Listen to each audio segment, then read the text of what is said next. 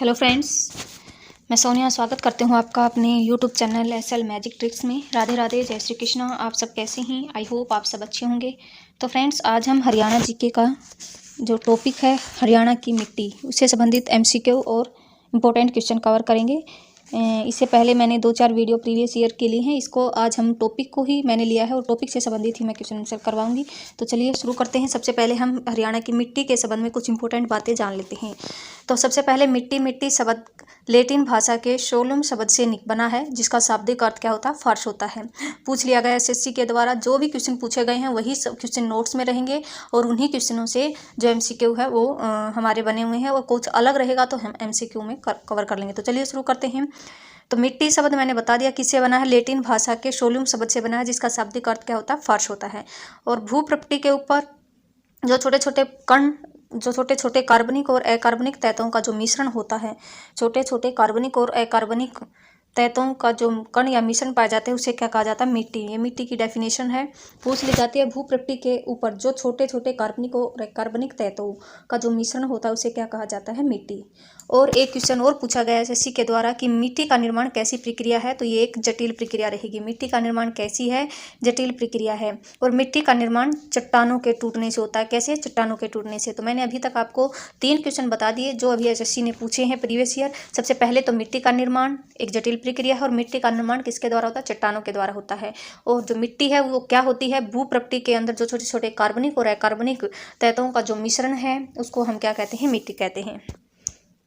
Next है, अब ये जो मिट्टी है हमारे हरियाणा में, ये किस संस्था के द्वारा इसका कार्य किया जाता है? इसका सुधार हेतु जो कार्य किए जाते हैं या फिर इनके वर्गीकरण का कार्य किया जाता है, तो हरियाणा में जो हरियाणा भूमि सुधार एवं विकास निगम लिमिटेड है, उसके द्वारा जो मिट्टी से संबंधित सुधार कार्य हेतु कार्य किया जाता है। तो हरियाणा भूमि सुधार एवं विकास निगम लिमिटेड के द्वारा मिट्टी के विकास व सुधार के लिए कार्य किया जाता है। मिट्टी के विकास व सुधार के लिए क्या किया जाता है? कार्य किया जाता है। ये आपको ध्यान रखना है। हरियाणा भूमि सुधार एवं विकास निगम लिमिटेड के द्वारा मिट्टी के विकास व सुधार के लिए क्या किया जाता है? कार्य किया जाता है। इसकी स्थापना पूछ ली जाती है। इसकी स्थापना हुई थी 1974 में, और इसके साथ ही हमें याद आना चाहिए 1974 में ही हरियाणा जो पर्यटन विभाग है, 1 सितंबर को उसकी स्थापना हुई थी। और इससे संबंधित जो मिट्टी से संबंधित जो अनुसंधान केंद्र है वो कहाँ पे रहेगा? वो करनाल में रहेगा। 1969 में बना है। तो ये चीज़ें आपको याद रखनी इंपॉर्टेंट है। मिट्टी लवणता अनुसंधान केंद्र इसको बोलते हैं। ये कहाँ पे रहेगा? ये करनाल में रहेगा। ये कब बना? 1969 में बना। फिर जो 1978 में ही एक गेहूं अनुसंधान निदेशालय भी है, वे भी कहाँ पे रहेगा? ये भी करनाल में रहेगा।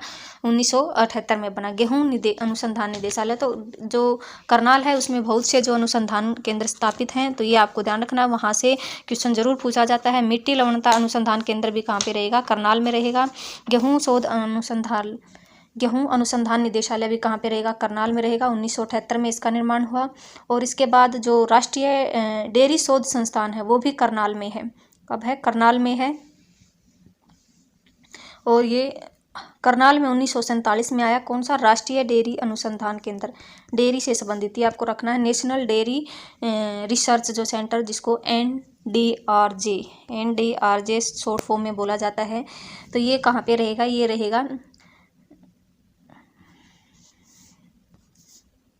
NDRJ, ये रहेगा राष्ट्रीय दुग्ध अनुसंधान। ये भी करनाल में रहेगा। ये 1955 में इसकी स्थापना हुई थी। और डेयरी की हुई थी 1947 में, जब भारत आज़ाद हुआ उस टाइम पे इसको करनाल में स्थानांतरित किया गया था। इससे पहले 1923 में वो बेंगलोर में था। तो मैंने 3 या 4 अनुसंधान केंद्र बताए हैं अभी आपको। मिट्टी लवणता अनुसंधान 1969 में, गेहूं अनुसंधान निदेशालय कहाँ पे रहेगा? ये रहेगा 1978 में करनाल में।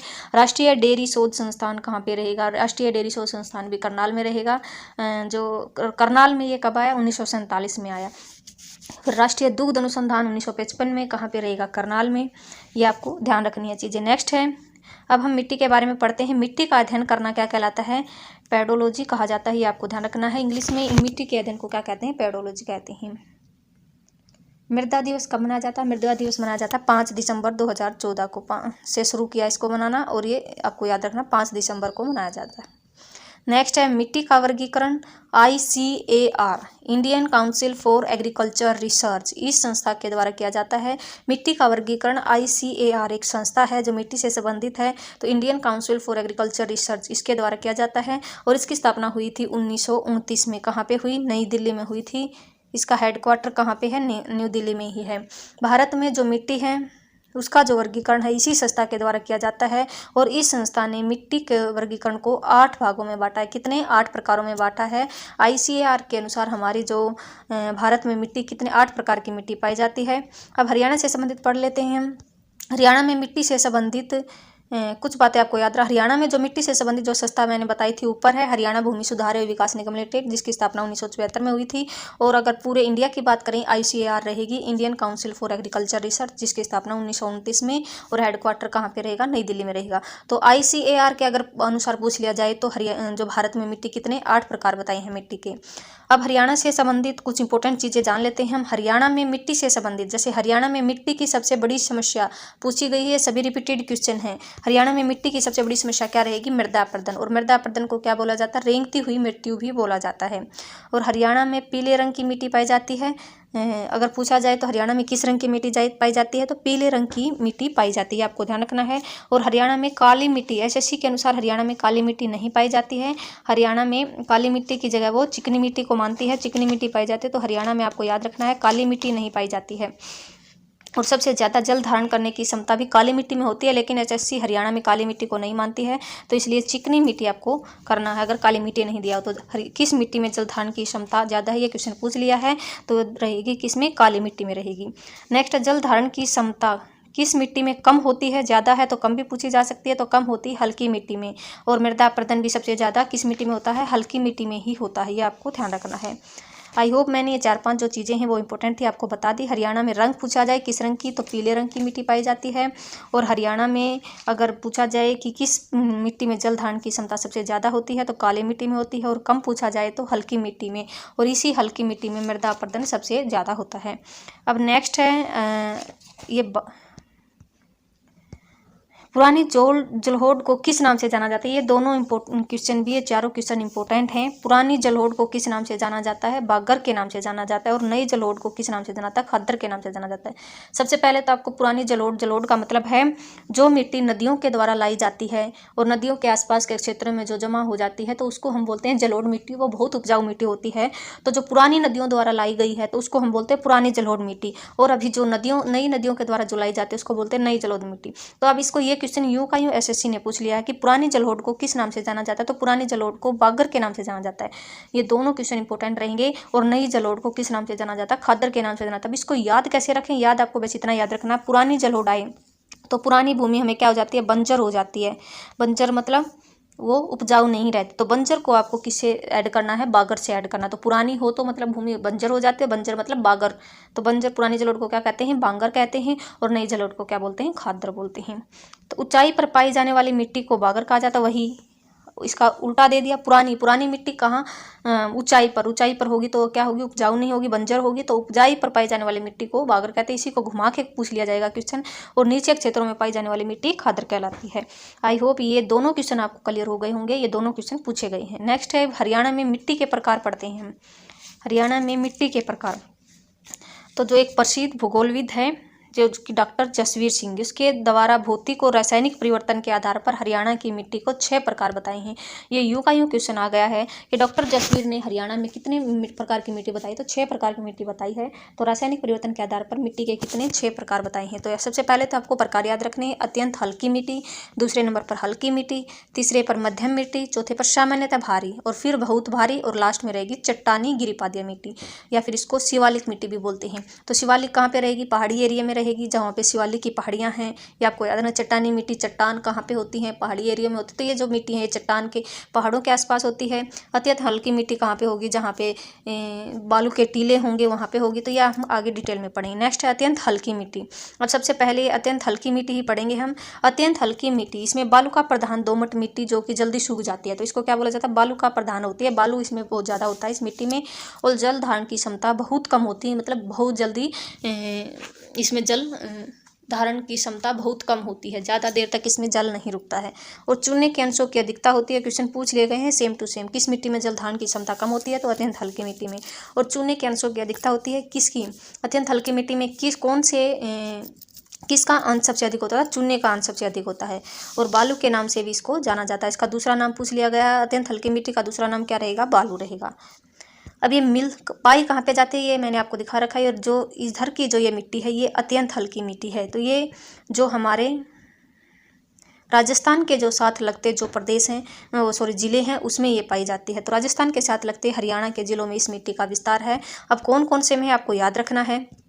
ऊपर से चलेंगे हम यहाँ से, तो ये ऊपर से चलेंगे तो हम यहाँ पे क्या है सिरसा, सिरसा में, फिर सिरसा से नीचे फतेहाबाद में, फतेहाबाद से नीचे हिसार, हिसार से फिर नीचे भिवानी, भिवानी से नीचे चरखी दादरी और चरखी दादरी से नीचे रेवाड़ी, रेवाड़ी, झज्जर, महेंद्रगढ़, इधर ये झज्जर आ गया। फिर इधर इस पट्टी में पाई जाती है झज्जर, गुड़गांव और पलवल में। तो ये आपको ध्यान रखना है। ये मैंने जो आप मैप के हिसाब से याद रख सकते हैं। ऊपर से चलती है फतेहाबाद, हिसार, यहाँ पे जो राजस्थान के साथ लगते जो भी ज़िले हैं उनमें सब में ये अत्यंत हल्की मिट्टी पाई जाती है। सिरसा में भी, फतेहाबाद में, हिसार में, भिवानी में, भिवानी के बाद रेवाड़ी में, रेवाड़ी, चरखी दादरी में, महेंद्रगढ़ में, फिर इधर पलवल, गुड़गांव और झज्जर में और नूहू में भी पाई जाती है। ये आपको ध्यान रखना है। तो जो ये आपको अगर मैप आगे याद आ जाता आपको पता चल जाएगा कि ये इस जो हमारे राजस्थान के साथ लगते वो सभी ज़िलों में पाई जाती है। तो ये आपको वैसे याद रखने हैं। तो क्या नाम है, सिरसा, फतेहाबाद, हिसार, भिवानी, चरखी दादरी, झज्जर, गुड़गांव, महेंद्रगढ़, रेवाड़ी, नूहू, पलवल में अत्यंत हल्की मिट्टी पाई जाती है। और इस मिट्टी में अनाज कैसा होता है, मोटा अनाज होता है, जैसे कि बाजरा, सरसों, दालें, इसमें क्या बोया जाता है। मृदा अपरदन सबसे ज़्यादा इसी मिट्टी में होता है। नेक्स्ट है हल्की मिट्टी।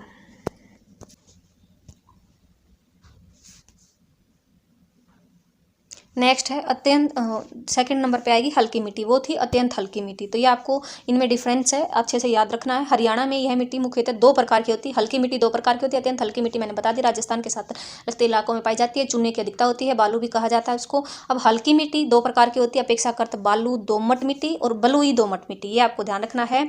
अब नोट, दोमट मिट्टी जिसको लूम सोइल भी बोला जाता है, ये इसमें सिल्ट 60% होता है, 20% चिकनी मिट्टी होती है और बालू रेत 20% होता है। ये आपको ध्यान रखना है। सिल्ट या फिर जिसको गाद भी बोलते हैं ये 60% होती है और चिकनी मिट्टी इसमें 20% होती है और 20% बालू। ये इस तरह से दोमट मिट्टी बनती है।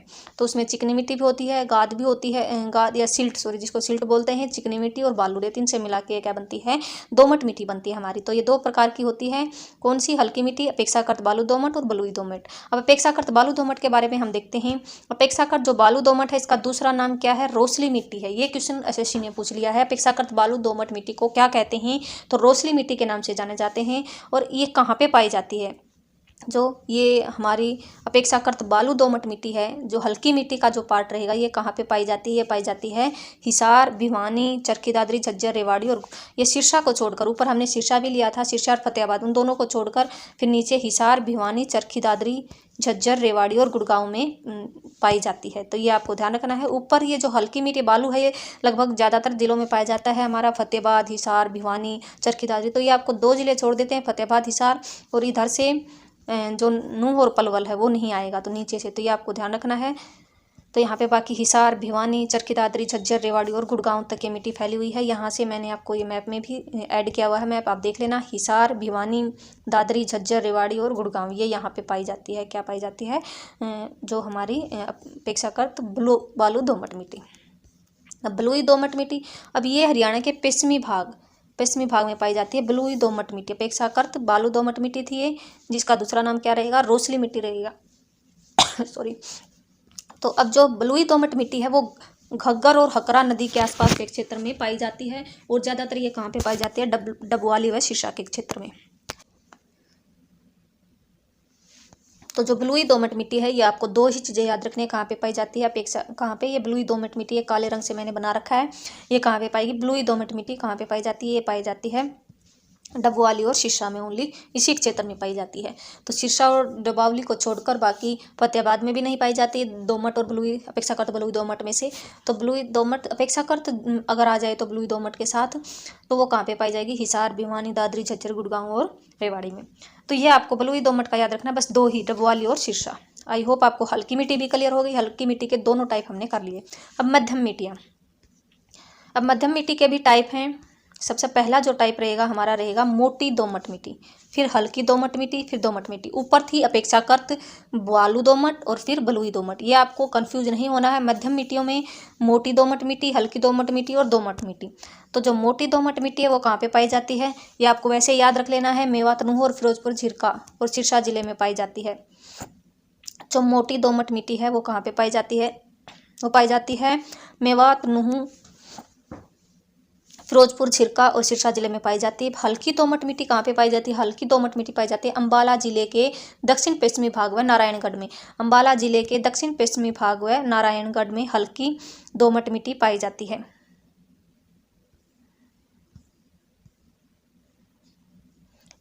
नेक्स्ट है हमारे दोमट मिट्टी। दोमट मिट्टी हरियाणा के मध्यवर्ती भाग में पाई जाती है, जैसे कि जहाँ पे हमारे धान की फसल उगाई जाती है वहाँ पे क्या पाई जाती है, दोमट मिट्टी पाई जाती है, जैसे कि कैथल, करनाल, पानीपत, कुरुक्षेत्र, फतेहाबाद। तो यहाँ पे क्या पाई जाती है, दोमट मिट्टी पाई जाती है। तो यहाँ से ये दोनों के क्वेश्चन पूछ लिए गए, हल्की दोमट और मोटी दोमट। मोटी दोमट तो दो ही जगह है, नूंह और फिरोजपुर, झिरका और सिरसा जिले में, लेकिन हल्की दोमट पाई जाती है अम्बाला जिले के दक्षिण पश्चिम भाग व नारायणगढ़ में पाई जाती है। नेक्स्ट है सामान्यतः भारी मिट्टी। ये रहेगी हमारी सामान्यतः भारी मिट्टी। सामान्यतः भारी मिट्टी हमारी जो यमुनानगर की जो यमुना नदी बहती है उसके आसपास के क्षेत्रों में पाई जाती है। आपको ध्यान रखना है बस इतना ही। तो नदियों के आसपास के क्षेत्र में ये सामान्यतः भारी मिट्टी पाई जाती है और इस मिट्टी में जो फसल ज़्यादातर होती है वो होती है धान, और इस मिट्टी में सिल्ट की प्रधानता होती है। और यमुना नदी बारहमासी नदी के समीप दोनों ओर पाई जाती है ये। और इसमें ज़िले कौन कौन से आएंगे, यमुनानगर, करनाल, पानीपत, सोनीपत, फरीदाबाद, पलवल इसमें पाई जाती है। और सोनीपत, करनाल को क्या कहते हैं, धान का कटोरा बोला जाता है, और हरियाणा का पेरिस भी इसको बोला जाता है। उपतराइन में सबसे ज़्यादा अच्छी किस्म का क्या होता है, चावल होता है। और चावल की सबसे ज़्यादा किस्म कैथल में होती है, लेकिन अच्छी किस्म का चावल कहाँ पे होता है, तराइन में। और चावल की सबसे ज़्यादा किस्में कहाँ पे हैं, कैथल में। और मिले पूछ ले तो मिले भी कहाँ पे रहे, कैथल में है। अब इसके अन्य नाम क्या है, दूसरा नाम है इसका खादर मिट्टी, और इस पे हल चलाना मुश्किल होता है। और ऊपर जो हमने पढ़ा था, कौन सा पढ़ा था, ये पढ़ा था हमने, ये वाला जो रोसली मिट्टी जिसको अपेक्षाकृत बालू दोमट, इसमें हल चलाना बिल्कुल आसान होता है। ये क्वेश्चन पूछ लिया गया किस मिट्टी में हल चलाना आसान होता है, तो वो होता है हमारी जो अपेक्षाकृत बालू दोमट मिट्टी पर। हल चलाना मुश्किल किस में होता है, मुश्किल होता है अभी मैंने बताया आपको, जो ये हमारी मिट्टी रहेगी सामान्यतः भारी मिट्टी में हल चलाना मुश्किल होता है। इसके अन्य नाम क्या है, सामान्यतः भारी मिट्टी के रवेदार मृदा भी बोले जाते हैं, इसको जलोढ़ और उपजाऊ मिट्टी भी बोला जाता है। और ये नदियों के आसपास के क्षेत्रों में पाई जाती हैं। और पुरानी जलोढ़ मिट्टी मैंने ऊपर बताया आपको, से बने पुरानी जलोढ़ मिट्टी को क्या किस नाम से पुकारते हैं, बागर के नाम से, और नई जलोढ़ मृदा को खादर के नाम से। अब 5th पार्ट रहेगा भारी व बहुत भारी मिट्टी। यह मृदा नदियों के किनारों पर पाई जाती है और यह कठोर होती है। फसल इसमें कौन कौन सी होती है, कपास, गेहूं, चावल, जौ, ये आपको ध्यान रखना है। इसमें आयरन एवं लोह आवश्यक की मात्रा ज़्यादा पाई जाती है। और यह काली मिट्टी की तरह दिखाई पड़ती है। कैसी, काली मिट्टी की तरह। कौन सी, सामान्यतः भारी बहुत भारी मिट्टी। सामान्यतः जो भारी मिट्टी होती है उसमें तो हल चलाना मुश्किल होता है, उसमें धान की फसल ज़्यादा होती है। लेकिन भारी और बहुत भारी में क्या होता है, कपास, गेहूँ और चावल और जौ होता है। और इसमें जो आयरन और लोह आवश्यक की मात्रा ज़्यादा पाई जाती है। काली मिट्टी की तरह दिखाई देती है। और जगाधरी में पाए जाने वाले लोह युक्त मिट्टी को क्या कहते हैं, डागर कहते हैं। लोह युक्त मिट्टी को क्या कहा जाता है, डागर कहा जाता है। ये पूछ लिया गया है ये क्वेश्चन। और उर्वरकों का इस्तेमाल ज़्यादा होता है इस मिट्टी में। फतेहाबाद व थानेसर में पाई जाने वाली कठोर चिक्का को सोलर कहा जाता है। अब ये बता दिया मिट्टी नदियों के किनारों पर पाई जाती है, तो जहाँ जहाँ पर भी पानी बहता है नदियों में वहाँ पे पाई जाएगी। अब यमुनानगर में, जगाधरी में पाई जाती है। और जगाधरी में ये जो नदी के किनारे पर जो मिट्टी पाई जाती है उसको बोला जाता है डाकर। और जो फतेहाबाद व थानेसर में पाई जाती है जो उसको बोला जाता है कठोर चिक्का। ये आपको याद रखना, कठोर चिक्का को क्या कहते हैं, सोलर कहा जाता है। तो आई होप आपको क्लियर हो गई होगी। हरियाणा में सर्वाधिक क्षेत्र में कौन सी मिट्टी पाई जाती है, आपको याद रखना है। मैदानी भाग में पीले भूरे रंग की और पहाड़ी क्षेत्र में पथरीली मिट्टी पाई जाती है। अब लाल चेस्टनट मिट्टी भी पूछा जाता है। लाल चेस्टनट मिट्टी यमुनानगर, जगाधरी में, फतेहाबाद, रानिया में, कुरुक्षेत्र में, थानेसर में, यह आपको ध्यान रखना है। रेतीली दोमट या पीले भूरे रंग की। हरियाणा में सर्वाधिक जो क्षेत्र में पाई जाने वाली मिट्टी कौन सी है, रेतीली दोमट, जो हमने सबसे ऊपर पढ़ा था, सबसे ज़्यादा जिलों में थी। और पीले भूरे रंग की बोला जाता है। लेकिन मैदानी भाग में पीले भूरे रंग की और पहाड़ी क्षेत्र में पथरीली मिट्टी। अब लाल चेस्टनट मिट्टी 2 ही जिलों में पाई जाती है, एक तो यमुनानगर में, जगाधरी में, और फतेहाबाद में, रानिया में, और कुरुक्षेत्र में, थानेसर में। ये आपको याद रखनी है। अब चट्टानी मिट्टी आ गई, जो 6th पार्ट रहेगा हमारा, चट्टानी मिट्टी, या फिर इसको गिरिपादीय मिट्टी भी बोलते हैं, शिवालिक मिट्टी भी बोलते हैं। इसके 3 पार्ट हैं। चट्टानी मिट्टी सबसे पहला चट्टानी मिट्टी, फिर शिवालिक मिट्टी और फिर गिरिपाद्य मिट्टी। तीनों के अलग अलग क्षेत्र हैं। चट्टानी मिट्टी हरियाणा के दक्षिणतम भाग में, जहाँ पे अरावली का क्षेत्र है वहाँ पर पाई जाती है। शिवालिक मिट्टी कहाँ पे पाई जाएगी? जो मोरनी का क्षेत्र है वहाँ पे क्षेत्र में पाई जाने वाली मिट्टी, उसको हम कहते हैं शिवालिक मिट्टी। और इसको लेटराइट मिट्टी या लाल लेटराइट मिट्टी का उपयोग ईंट बनाने में किया जाता है। ये आपको ध्यान रखना, पूछा जा सकता है किस मिट्टी का उपयोग ईंट बनाने में किया जाता है, तो लेटराइट मिट्टी या लाल लेटराइट मिट्टी का उपयोग ईंट बनाने में किया जाता है। फिर गिरिपाद्य मिट्टी कहाँ पाई जाती है? शिवालिक के दक्षिणतम भाग में, अंबाला के नारायणगढ़ व कालका पंचकुला में पाई जाती है। और स्थानीय नाम क्या है? कालका व नारायणगढ़ में इसका घर या कंघी से इसको पुकारते हैं, यह आपको ध्यान रखना है। तो स्थानीय नाम कालका व नारायणगढ़ में इसका घर या कंघी रहेगा। जगाधरी में क्या रहेगा? कंघी, और नारायणगढ़ में क्या रहेगा? घर रहेगा। ये आपको याद रखना है। तो ये था हमारा इंपॉर्टेंट टॉपिक।